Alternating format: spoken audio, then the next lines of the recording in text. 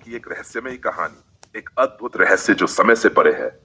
गहरी काली रात थी, चांद बादलों पीछे छिपा हुआ था और हवाएं अजीब सी कहानियां फुसफुसा रही थीं। गांव के बाहरी इलाके में पुराने खंडहर के पास एक अजीब घटना घटित होने वाली थी।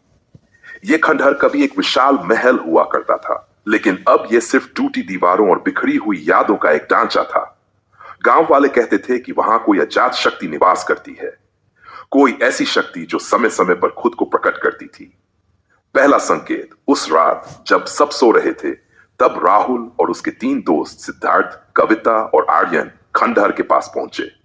उन्हें रोमांच पसंद था और वे इस रहस्य से पर्दा उठाना चाहते थे। तुम्हें यकीन है कि यहां सच में कुछ अजीब होता है? सिद्धार्थ ने संदेह से पूछा। बिल्कुल, राहुल ने उत्साह से कहा। हम खुद देखेंगे कि यह जगह सच में डरावनी है या सिर्फ एक अफवाह। वे धीरे धीरे खंडहर के भीतर घुसे। चारों ओर सन्नाटा था, बस कभी कभी हवा की सरसराहट सुनाई देती थी। जैसे ही उन्होंने टॉर्च जलाकर आगे बढ़ना शुरू किया, एक दीवार पर कुछ अजीब लिपि में लिखे शब्द चमकने लगे। रहस्यमयी शिलालेख। कविता ने दीवार के पास जाकर देखा। ये कैसी भाषा है? संस्कृत जैसी दिख रही है, आर्यन ने कहा। वह पुरानी भाषाओं का जानकार था। उसने पढ़ने की कोशिश की। अस्ति कश्चित रहस्य यत्र समय स्थगिता द्वारों उद्घाटय यदि अतीतम भविष्य युपत दृश्यते। यहां एक रहस्य है जहां समय ठहरा हुआ है। यदि द्वार खुलता है तो अतीत और भविष्य एक साथ दिखते हैं। समय ठहरा हुआ है, इसका क्या मतलब हो सकता है? भूतकाल की परछाया। अचानक एक ठंडी हवा चली और खंडहर की फर्श हिलने लगी। दीवारें चमक उठी और उनके सामने एक विशाल दरवाजा प्रकट हुआ जो पहले वहां नहीं था। दरवाजे पर भी वही भाषा लिखी थी। आर्यन ने आगे बढ़कर उस पर हाथ रखा। जैसे ही उसने दरवाजे को छुआ, एक चमकीली रोशनी चारों ओर फैल गई। अचानक उन्हें महसूस हुआ कि वे किसी और समय में खड़े थे।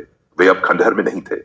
उनके सामने एक भव्य महल था, बिल्कुल वैसा जैसा सदियों पहले इस जगह पर था। अंदर ढोल नगारों की आवाज गूंज रही थी। सैनिक अपनी तलवारें चमका रहे थे और राजा अपने सिंहासन पर बैठे थे। मृत राजा की चेतावनी। हम कहां आ गए? सिद्धार्थ ने घबराते हुए कहा। मुझे लगता है हम अतीत में हैं, कविता ने धीमे स्वर में कहा।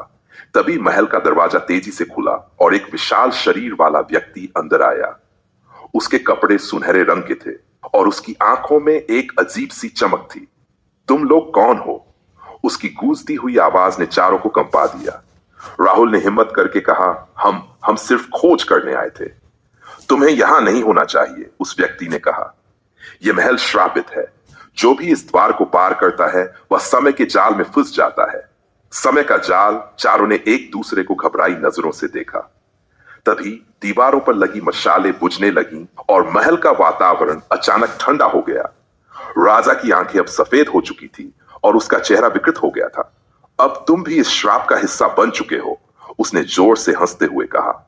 अचानक महल फिर से बिखरने लगा और चारों दोस्तों को ऐसा महसूस हुआ जैसे वे हवा में उड़ रहे हों। सब कुछ घूम रहा था और वे अंधकार में गिरने लगे। सच या भ्रम?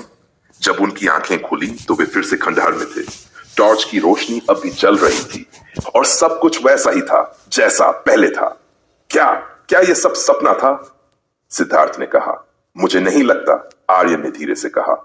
उसने अपनी जेब से एक छोटी सोने की मूर्ति निकाली, वही मूर्ति जो उसने महल में देखी थी। मतलब वो सब सच था, कविता ने सांस रोककर कहा।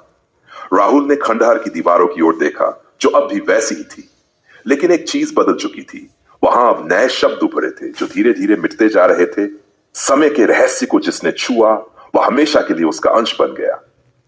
अंत या एक नई शुरुआत? चारों दोस्त अब तक समझ नहीं पाए थे कि वे सच में समय में यात्रा कर चुके थे या यह सिर्फ एक भ्रम था। लेकिन एक बात तय थी, यह रहस्य सिर्फ एक कहानी नहीं था, बल्कि एक सच्चाई थी जो सदियों से छिपी थी। और हो सकता है जो कोई भी अगली बार इस खंडहर में आएगा वह भी इस रहस्य का हिस्सा बन जाएगा। समाप्त।